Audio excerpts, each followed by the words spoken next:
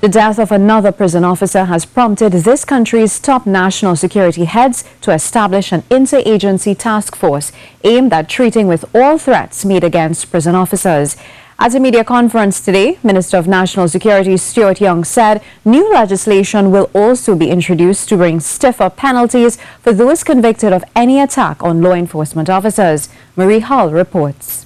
The killing of acting Senior Superintendent of Prison Wayne Jackson at his Malabar home on Tuesday has rocked the prison service, and in an effort to solve his murder and ensure the safety of prison officers, a task force comprising of the police, prisons and the defense force has been established, with law enforcement moving as one unit. We are going to have an interagency task force working along with the prison service in dealing with the criminal element that may operate both on the inside of the prison walls as well as on the outside.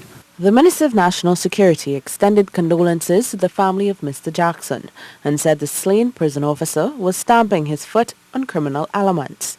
Following a meeting on Wednesday into the shooting death of the prison officer, Minister Young also disclosed that new legislation was coming. We will be bringing to Parliament legislation that increases the severity of sentence for any criminal element who decides to take on, to hurt, to injure, and in a worst case scenario, to kill any one of our law enforcement officers.